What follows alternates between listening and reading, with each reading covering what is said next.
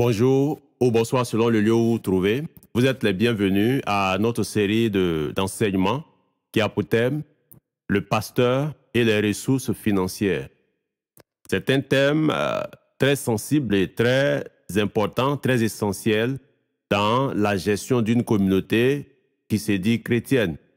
Et les pasteurs, les leaders devaient suivre cet enseignement. Donc, si vous êtes à l'écoute, vous êtes connecté, vous suivez, vous pouvez partager cet enseignement à vos leaders. Si vous êtes des pasteurs, à vos collaborateurs, vous pouvez leur partager cela, leur envoyer cet enseignement. Parce que c'est un sujet très important. Les ressources financières sont en réalité les fonds qui sont générés par les fidèles en vue de participer à la tâche pastorale et à la tâche missionnaire dans le cadre de l'œuvre du ministère.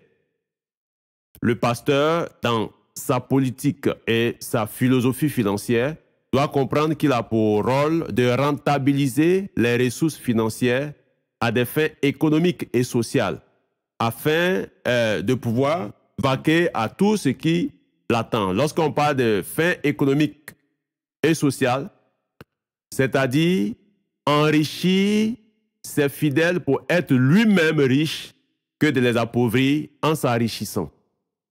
Cette pratique d'appauvrir les autres pour s'enrichir est contraire à la démarche du maître. Car, de riche qu'il était, il s'est fait pauvre afin de nous enrichir. Voici pourquoi, en tant que pasteur et berger, nous devons suivre cet exemple. C'est un exemple de sacrifice, c'est un exemple sacrificiel. Il est important que nous nous fassions pauvres afin d'enrichir ceux qui sont en face de nous. Or, il y a une stratégie à mettre en place pour cela. C'est la substance même de la démarche évangélique selon Dieu. Car, de riche qu'il était, il s'est fait pauvre afin de nous enrichir. Suffisamment de dérapages dans le domaine financier sont causés si bien que nous devions ensemble jeter un regard sur la gestion financière dans l'Église. Les grandes questions qui se posent à ce niveau sont: qui doit gérer les finances de l'Église? Comment arriver à une gestion saine, transparente et efficace des fonds de la communauté? La plupart des leaders utilisent les versets de Malachie chapitre 3, versets 10 à 12 pour rançonner les fidèles. C'est une déviation dans la pratique de la prescription de la dîme et des offrandes. À ce sujet, nous pouvons lire ces textes ensemble. Ce que fit le roi Ézéchias après la célébration solennelle de la Pâque, lorsqu'il réorganisa le sacerdoce. Vous pouvez prendre par exemple 2 Chroniques, le chapitre 31, du verset 11 au verset 21. Et vous pouvez lire ce texte-là. Donc, à partir de la lecture de ce texte, voici ce que nous pouvons dégager. Premièrement, le prélèvement, la dîme et les choses saintes furent stockées dans des chambres de la maison de l'Éternel. Retenez ça bien. Il y a eu un prélèvement, donc avec les dîmes, les choses saintes qui ont été stockées dans les chambres de la maison de l'Éternel.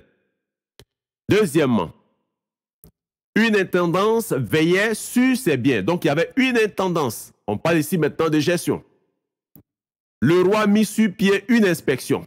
Donc il y a l'intendance qui gère, et il y a l'inspection qui se charge de contrôler. Quatrièmement, les dons volontaires avaient une intendance particulière. Donc, quand on fait les dons volontaires, c'était géré de façon particulière par une structure ou un département ou une commission. Cinquièmement, une distribution était faite fidèlement à tous les recensés de 3 ans et plus. Écoutez bien, retenez ça. Une distribution était faite fidèlement à tous les recensés de 3 ans et plus. Il s'agit ici des ressources de la communauté. Sixièmement, une autre distribution était faite à tous les serviteurs de Dieu. Donc, tous les serviteurs de Dieu de la communauté, il y a une distribution qui doit leur être faite. Septième point, des hommes furent désignés pour la distribution au fils d'Aaron. Donc, on désigne des gens qui doivent s'occuper de la distribution de tout ce qui va être fait comme prélèvement, tout ce qui va être fait comme dîme, les choses saintes, ainsi de suite. Voici pourquoi le 7e point nous dit, des hommes furent désignés. Donc, on désigne des hommes pour la distribution aux fils d'Aaron. Alors, quelle observation on peut faire? Ce que nous retenons, c'est que le mécanisme financier était de sorte qu'il y avait deux intendances sur les biens. Deux intendances sur les biens.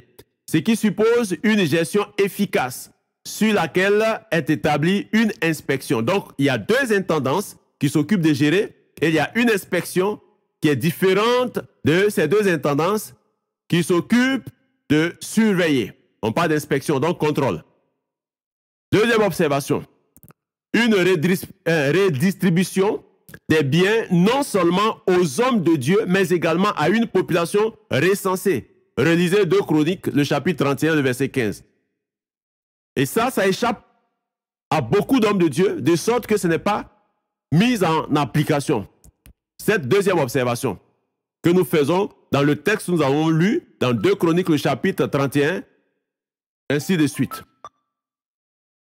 C'est une redistribution des biens, non seulement aux hommes de Dieu, mais également à une population recensée, selon le texte de 2 Chroniques, le chapitre 31, verset 15.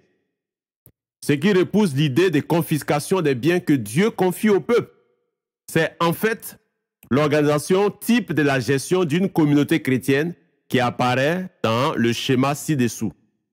Des commissaires aux comptes et des gestionnaires qui veillent sur les biens redistribués par des diacres à des bénéficiaires. Une bonne politique financière communautaire repose sur ces deux phases, la phase de prélèvement et la phase de gestion. Lorsque nous sommes en communauté, c'est essentiel à retenir.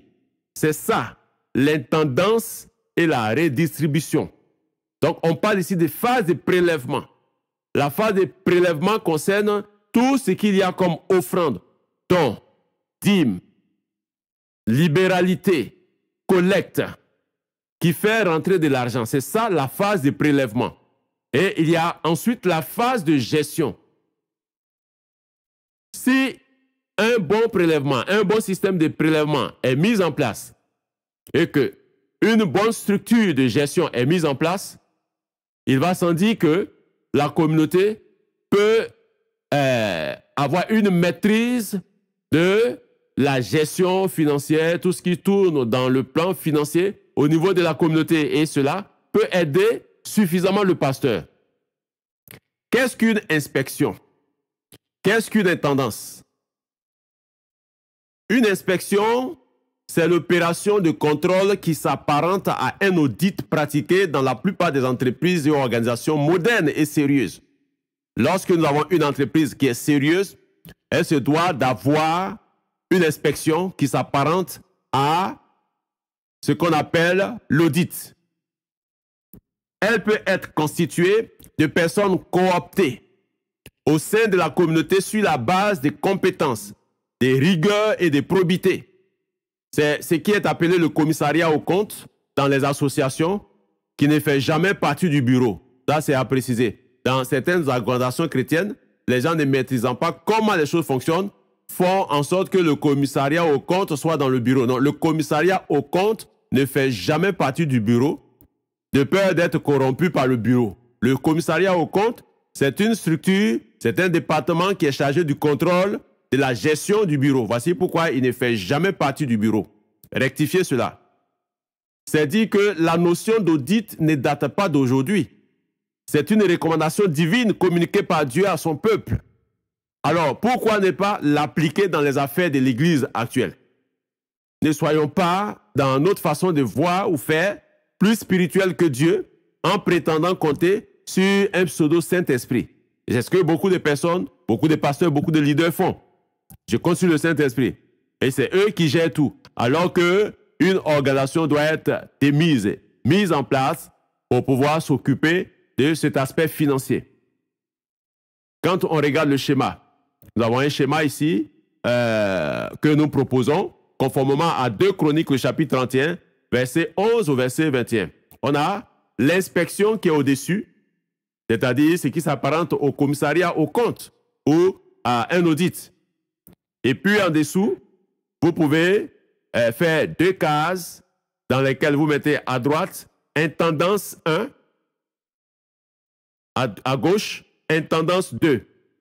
Les intendances, c'est des structures de gestion. Donc, c'est des gestionnaires qui sont à l'intérieur de ces structures-là. Et en dessous, sous chaque intendance, sous chaque case, vous avez les dons volontaires qui peuvent être des offrandes. Et l'autre côté, en dessous de l'intendance 2, vous avez les prélèvements, vous avez les dîmes, les choses saintes.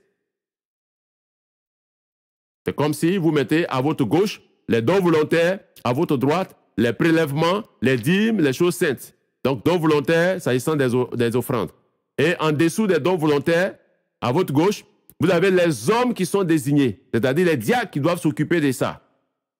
Et à votre droite, en dessous des prélèvements et des dîmes, parlant des choses saintes, vous avez des hommes désignés, également des diacres. Et en dessous de chaque case, il y a une distribution qui est faite aux fidèles. J'insiste là-dessus, parce que les fidèles ont droit aux ressources de la communauté.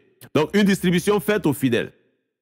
Et à votre droite, vous avez une autre distribution qui est faite aux hommes de Dieu. Encore un peu plus dément, nous allons essayer de définir qui sont les hommes de Dieu qui doivent être bénéficiaires. Alors, la remarque après avoir vu ce schéma, c'est que les Lévites sont au rang des bénéficiaires des biens, mais non pas des inspecteurs ni des intendants, encore moins des distributeurs. Lorsqu'on parle ici des Lévites, on parle des hommes de Dieu. Ils font partie des bénéficiaires de ces biens-là, mais ils ne sont pas des inspecteurs, ils ne sont pas des intendants, encore moins des distributeurs. Le mot « tous » renferme également les intendants, les inspecteurs et les distributeurs comme bénéficiaires de la redistribution des biens de la communauté. Regardons et méditons ensemble ce qui arrive du temps de Néhémie. Ça, c'est un texte que je vais vous donner pour que vous puissiez vous-même relire et puis méditer. Dans Néhémie, le chapitre 13, du verset 10 au verset 14. Qu'est-ce que la Bible elle-même enseigne au sujet de la gestion de la dîme? Ça sera l'objet de notre enseignement pour la série qui va suivre. Donc, que le Seigneur vous bénisse. Juste rappeler que ce que nous venons de voir, c'est un extrait d'un livre intitulé « Paix mes brebis ». C'est un livre de plus de 200 pages et c'est un extrait que nous avons voulu partager avec vous parce que tout le monde n'en a pas accès à cet ouvrage et puis il y a beaucoup qui hésitent d'acheter les livres pour pouvoir s'instruire. Voici pourquoi nous avons procédé de faire un enseignement sur les extraits de cet ouvrage-là. Vous pouvez avoir cet ouvrage si vous nous contactez au plus 225 01 01 89 55 30. Que le Seigneur vous bénisse et à la prochaine étude.